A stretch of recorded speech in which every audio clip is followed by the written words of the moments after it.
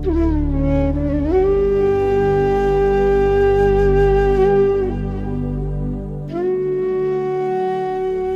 सद्गुरु श्री गजानन महाराज, जिन्हें उनके दुनिया भर में बिखरे असंख्य भक्तगण श्रद्धा एवं आदर से श्री नाम से संबोधित करते हैं, उनका जन्म 17 मई 1918 के दिन भारत में कोलकाता के पास खड़गपुर नगरी में हुआ था।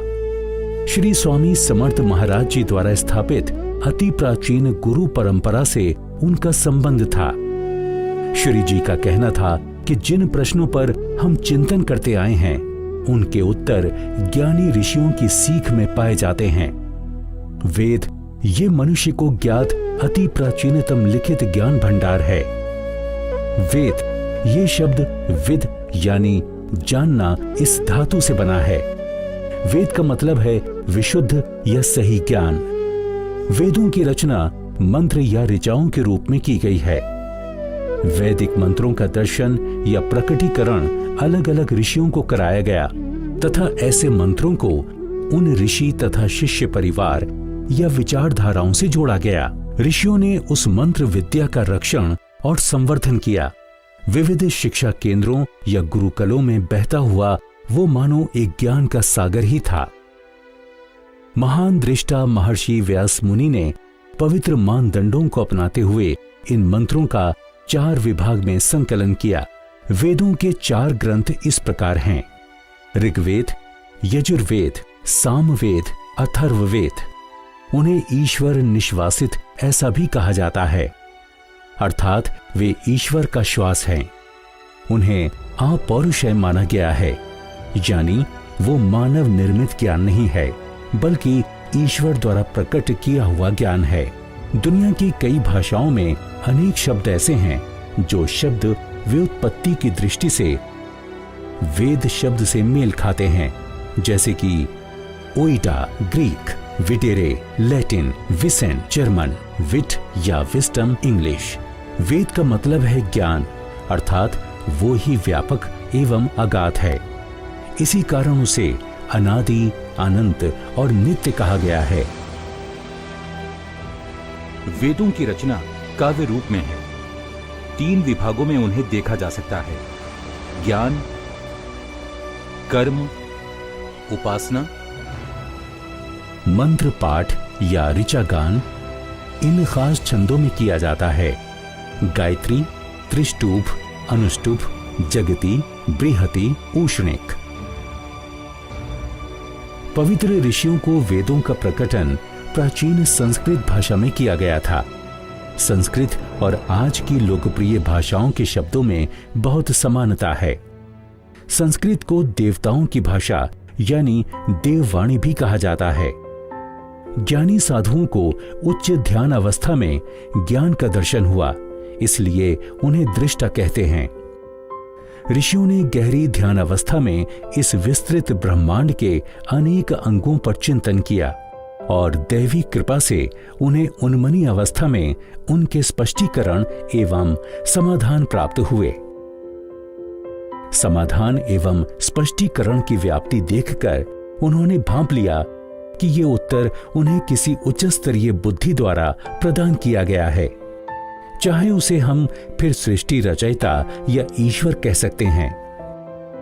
ऋषियों को जो ज्ञान की प्राप्ति हुई, उस ज्ञान के रचयिता या अन्वेषक वे नहीं हैं, ऐसा उन्होंने कथन किया।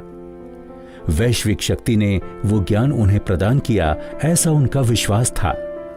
अतः उस ज्ञान का श्रेय उन्हें स्वतः न लेते हुए केवल प्रजापति यानी जिस परमात्मा शक्ति से प्रजा तथा सारा जगत निर्माण हुआ उसे दिया।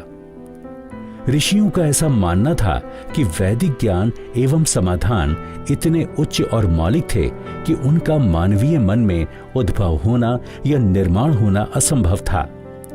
उन्हें इस बात की कल्पना थी कि ऋषियों को उनकी ध्यान अवस्था में ज्ञान का दर्शन किसी ऐसे वैश्विक ऊर्जा स्रोत द्वारा कराया गया है जिसे अभी मानव जाति ने पूर्ण रूप से जाना नहीं है। विश्व के विविध पहलुओं की मौलिक जानकारी वेदों में मौजूद है। ऋषियों ने उसका अध्ययन किया तथा सूचीबद्ध करके उसे पूर्णतया अपने शिष्यों को प्रदान किया। इन शिष्यों ने उसी परंपरा को आगे बढ़ाते हुए अपने शिष्यों को यह ज्ञान प्रदान किया। शिक्षा ग्रहण करने की तथा प्रदान करने की यही अपनी प्राचीन प्रणाली रही है। इसे गुरुकुल या आवासीय विद्यालय कहते हैं। यहाँ शिष्य अपने गुरु के पास निर्धारित विद्यार्जन का कार्य पूरा होने तक रहा करते थे। वेदों में मंत्र ज्ञान है। गुरु शिष्य परंपरा द्वारा बड़े कठिन परिश्रम से मंत्रोच्चारण की शुद्धता एवं शुचिता का रक्षण एवं संवर्धन किया गया है। किसी घटना या प्रक्रिया का विवेचन करने के लिए संस्कृत भाषा के अनेक नियमों का पालन कर ऋचाओं में कम से कम शब्दों का प्रयोग किया जाता है। पाठ में पुनश्च उन शब्दों को क्वचित ही दोहराया जाता है। शिष्य को इन नियमों को उसके भावार्थ के साथ अपने गुरु से सीखना पड़ता था। आज कोई मंत्र यदि आभासी या दृश्यमान अर्थ से भाषांतरित किया गया है तो भावार्थ को नजरअंदाज करने से उसका अलग ही मतलब निकल आएगा। जैसे एक ऋचा जिसमें अग्नि का वर्णन है, शाब्दिक भाषांतर से ऐसे प्रतीत होगी। अग्नि एक ऐसा प्राणी है जो बैल जैसा दिखता है, जिसके 4 सींग हैं, 3 पांव हैं, 2 मुख है, 7 हाथ हैं और वो 3 रस्सियों से बंधा हुआ है। ये अग्नि तत्व की रूपकात्मक प्रस्तुति है। परम सद्गुरु ने इसका भावार्थ स्पष्ट किया। दिव्य अग्नि जो यज्ञों में इस्तेमाल की जाती है उसका ये वर्णन है। अग्नि तत्व का वर्णन भी उसी रूपक द्वारा किया गया है। इसीलिए उसका अर्थ इस प्रकार समझना चाहिए। 4 सींग यानी 4 वेद, कर्म, उपासना एवं ज्ञान, ये 3 विभाग यानी उसके 3 पांव हैं। सूर्यास्त और सूर्योदय ये 2 संध्या समय जब अग्निहोत्र किया जाता है वे उसके 2 मुख हैं। विस्तारित अग्निहोत्र यानी त्रयाग्नि विस्तार में या अन्य बड़े यज्ञों में 3 प्रकार के अग्नि का प्रयोग किया जाता है। यही वो 3 रस्सियां हैं जिससे वो बंधा हुआ है। एक ऋचा के उपरोक्त 2 भाषांतरों को देखिए, फर्क क्या है इस पर गौर कीजिए। जहां पहला संस्करण केवल आभासी शाब्दिक अर्थ को महत्व देता है, वहीं पर दूसरा बहुत स्पष्ट और व्यवहारिक रूप से इस पवित्र ऋचा का अर्थ दर्शाता है। किसी वैज्ञानिक प्रक्रिया का रूपकात्मक चित्रण प्रक्रिया के महत्वपूर्ण अंगों को याद रखने में मददगार साबित होता है। इस ऋचा में यज्ञ प्रक्रिया तथा उसमें निहित अग्नि की महत्वपूर्ण भूमिका का संबंध बेहतरीन तरीके से वर्णित किया गया है। परम सद्गुरु के अनुसार वेदों की प्रमुख सीख है मा हिंसी। इसका मतलब है किसी को काया, वाचा, मन से चोट न पहुंचाओ। किसी को भी दुख न दो, क्योंकि सब कुछ एक ही सार्वभौमिक चेतना का हिस्सा है। हमारा स्वयं का अस्तित्व भी उसी सार्वभौमिक चैतन्य का अंश है।